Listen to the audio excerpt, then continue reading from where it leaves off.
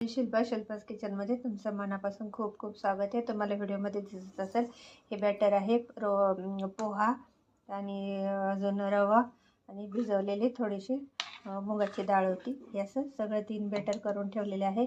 आपल्याला बनवायचं आहे पोहा उत्तपम। त्यासाठी बघा तव्यावर ठेवलेला आहे गॅसवर तवा। त्याच्यासोबत टाकायचं आहे आपल्याला हे घी। तुम्ही तेलामध्ये बी घेऊ शकता। हे बॅटरमध्ये थोडासा कांदा अजून हिरवी मिरची कोथिंबीर असं मी हे कालवलं आहे। आता याला आपण गॅसवर छान असा डोसा याचा तयार करू। तुम्ही बघू शकता छान असा डोसा आपला मी छान असा तव्यात पसरून घेतलेला आहे। सोबत टाकायचं आहे आपल्याला थोडीशी लाल मिर्च पावडर। आता सोबत टाकायचं आहे आपल्याला ही सुकी आलूची भाजी। हिला मी छान असं मॅश करून छान आपण डब्याला बनवतो ना टिफिनला मुलांची, तशी अशी आलूची भाजी मस्त अशी करून घेतलेली आहे। आता याला छान असं आपल्याला परतून घ्यायचं आहे, म्हणजे खालून चांगला असा कडक आपल्याला तयार करायचा आहे। डोसा होईपर्यंत वाट बघायची आहे। तुम्ही बघू शकता छान असा तव्यावर मी ह्या डोस्याबरोबर आलूची भाजी अशी लावलेली आहे। सोबत सोडायचं आहे आपल्याला कडीने छान असं घी।